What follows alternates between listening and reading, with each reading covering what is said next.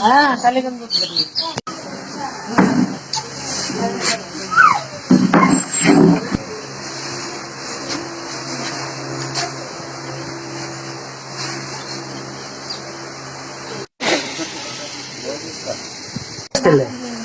চার ছেলের মধ্যে এক ছেলে মালয়েশিয়া থাকে গেছে তো দীর্ঘ 1 বছর হইতেছে।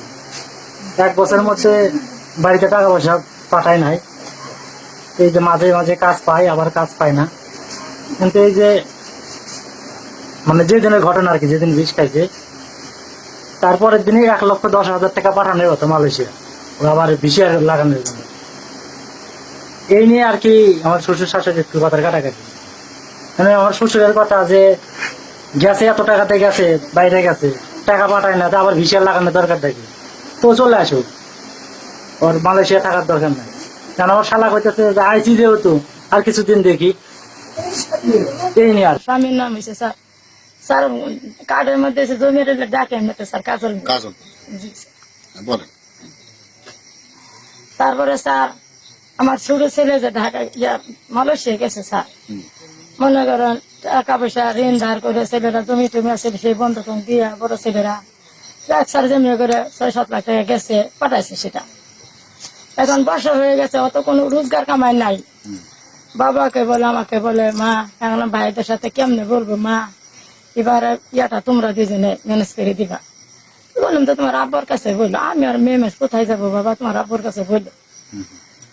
মনে টাকাটা চাইছে 1 মাস আগে জানাইছে, কিন্তু বলছে যে মা আমার এই সামনে 7 তারিখে কিন্তু টাকাটা শিওর লাগবে, দিতে হবে। স্যার এখন আমার স্বামীকে বলি কোথায় টাকা তোমার কোনো ম্যানেজ করছো? না ভাই এখনো তো পাই নাই, দেখি তার মধ্যে চেষ্টাটা আছে, 7 তারিখে আসতে থাক, এইভাবে আছে। তারপর আমি আবারও জিজ্ঞাসা করি যে টাকা পয়সায় কোনো ইয়া করছো, ছেলে তো ডেট এসে গেছে। তারপরে আমি কইছি যদি তুমি 1,10,000 না পাও কি চললেও ধরলে আমরা বাবা মামারা যদি দিতে পারি তোর মনটা কেউ সন্তান হবে, দিছে। আর বাবা কেউ কেমনি কি করে করুক, আমার তোর অভাব বিষয় আমি কোথায় পাবো। তা বলে 3 তারিখে আমাকে বলতেছে যে 7 তারিখে যে টাকাটা লাগবে না, আমি তো টাকাটা কোনো ম্যানেজ করতে পারতেছি না, আমি তো ভারী একটা টেনশনে আসছি। কিন্তু দেখো যদি বেশি না পারো, যদি 50 না পারো কিছু হলেও তুমি জোগাড় করে বাবা চেষ্টা করো। স্যার আমাকে 3 তারিখে এই কথা বললো স্যার, সোমবারে বুঝে গেছি 3 তারিখ। আমাকে দুপুরের সময় গাও গোসল করে স্যার একখানে ভাত টাত খাওয়া দেয় স্যার। ও বিকালে বাজারে গেছে স্যার, আমি এটাই জানি বাজারে গেছে যে আমি এবার কাজ কাম করতেছি, সন্ধ্যা মাগরিবের সময় গেছে স্যার। এখন আমি বাড়িতে তো আমি আমরা দুইজনই, কিন্তু স্বামী স্ত্রী দুইজনই। ছেলের তো ঢাকাতে মেয়েতে বিয়া দিয়ে দিছে না, ঢাকাতে গেছে জি। তা মাগরিবের সময় স্যার আকাশ খারাপ দেখে আমি মানে করিডোর ইয়ে করতেছি, গুছাইতেছি। এই সময় স্যার দোলা দিয়ে চিল্লা চিল্লি সহি সহি শব্দ হয়ে যেতেছে। মাগরিবের সময় স্যার 6টা বাজে, কয়টা জি। তারপর আমি আগায় গেছি, কি হয়েছে রে কি হয়েছে, খালি এদিকে চিল্লায় যাই পেয়েছে। যা দেখি স্যার ওই লাইনের মধ্যে ওরা বসা, এদিকে মেলা মানে বসা ইয়ে করতেছে, এই লেবু চিপে চিপে রস দিতেছে মুখের মধ্যে, রস দিতেছে মুখের মধ্যে। তারপর আমি ওই জায়গায় যা দিই হাইরে মুখের মধ্যে গন্ধ, শরীরেও গন্ধ ছুটছে স্যার। আমি ধরে নিয়ে আসি, আমি একটু মাথার পানি দিই, একটু মাথার পানি দিয়া আমি লঙ্গিটা পাল্টে স্যার আমার শরীর ভিজে গেছে। ওই অবস্থা আমি আর বাড়িতে ঢুকি নাই স্যার, ওই অবস্থা আমি মেডিকেল নিয়ে গেছি। আমার যাও গেছে একটা ভাটির বুল একটা গেছে, আমরা নিয়ে গেছি বাড়িতে, আর কেউ না। আমি কাকে জানাবো, কাকে বলবো, হাটের দিন সবাই চলে গেছে। এই অবস্থায় নিয়ে যা কাউ নিয়ে যা ওয়াশ করে স্যার, বৃষ্টি নামছে স্যার, ডাক্তার আসে না এমন টাইমে, মানে বিপদের সময় বিপদ স্যার। ওর ওই জায়গা থেকে আমি রংপুর মেডিকেলে নিয়ে গেছি স্যার। ওই যে ওইদিকে ইয়া ছিল, ওরা বললাম যে বড় মেয়ে গেছে, আমি বললাম যে হ্যাঁ। পরে ওই বাড়ির দিনে রংপুর গেলাম, রংপুর দিয়ে স্যার ওইখানে ভর্তি করলাম। ওখানে আমার জিজ্ঞাসা করছে যে আপনার স্বামী কি জন্য বিষ খাইলো। পরে আমি বলছি যে এই বৃত্তান্ত। এখন কি সে টেনশন করলো না কি জন্য করলো, ওর মনে বেদনা তার আমি বলতে পারি না। আমার কাছে যে বিকালে যে বাজারের কথা কয়ে গেছে আমি এটাই জানি। এই পর্যন্ত স্যার আজকে 5 দিন, আজকে কয় তারিখ, আজকে স্যার 5টা বাজে নিয়ে আসছি আমার স্বামীরে।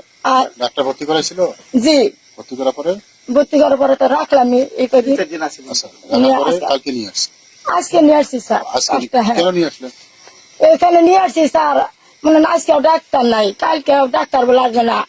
তার এখন ইয়া নাই পর ওরা ছুটি দিয়ে দিছে, ওরা বললো যে নিয়ে যান, বাড়িতে নিয়ে যান আপনারা। না আইসিতে আপনার আচ্ছা, আমি একটু আপনাকে জিজ্ঞেস করি, আমরা জানতে পারলাম যে আপনার সঙ্গে নাকি ঝগড়াঝাটি করে অভিমান করে বিষ খাইছে। এই না স্যার, না স্যার, না কোনো ঝগড়া। আমার স্বামী কখনো আমার সাথে ঝগড়াঝাটি করে না। আমার দুইটা মানুষ আমার এই কথাই বলছি যে টাকাটা 7 তারিখে লাগবে, এই টাকার চিন্তাটা আমার ভালো লাগতেছে না, এই কথা কয়ে গেছে, আমি এটাই জানি। আমার নাম মোহাম্মদ লিটন। বলো তো একটু ঘটনাটা বলো তো। ঘটনা সত্যি কি আমি মানে শুধু মানে ছোট ভাইয়ের টাকা প্রয়োজন, তো মানে ভিসার ওর মেয়াদ শেষ হয়ে গেছে গা, ওখানে আবার নতুন করে ভিসা লাগাইতে হবে। আমাকে বলছিল যে ভাই আমার কিছু টাকা লাগে, পরে বললাম আচ্ছা ঠিক আছে, আমি বাড়িতে কথা বলে চেষ্টা করি। আমি আগে বলছি যে তোর যদি কাজ না হয় তুই চলে আয়, বাড়িতে ওইখানে থাকার দরকার নাই।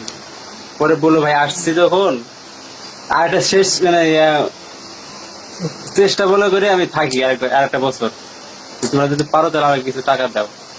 পরে বললাম আচ্ছা ঠিক আছে, আমি ধান বিক্রি করছি, আর কিছু টাকা যদি লাগে আমি আব্বাকে বলবো, আবার ম্যানেজ করে দেবে। আমি আব্বাকে আমি বলছি, আব্বা আমার টাকা দিতে চায় না, যে 1 বছর হয়ে গেছে, অন্যান্য মানুষ অনেক টাকা পাঠায়, আর আমার ছেলে টাকা দিতে হয়, তার বিদেশ থাকা লাগবে না, চলে আসতে হবে। কয়দিন হলো বিষ খাইছিল? মানে 3 তারিখে সন্ধ্যা 7টার এদিকে হবে।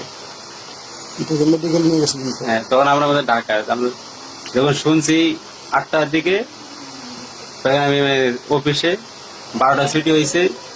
ছুটি হওয়ার পরে মানে আমরা 3 ভাই আপনার বাড়িতে বিষ খাইছিল? ওই বৃষ্টি আসে, আমার ওই যে ওই পাশে আমার পুকুর বাড়ি আছে, পরে পুকুরকে বলছে যে রাশিদা আমার মানে ধর, আমি মানে বিষ খাইছি বলার পরে মানে ওরা ধরাধরি করে টিপু করে ওরা কাউনিয়ে নিয়ে গেছে। কাউনিয়ে ওয়াশ করে পরে বলছে যে আপনারা রংপুর মেডিকেলে নিয়ে যান, মেডিকেলে নিয়ে গেছে।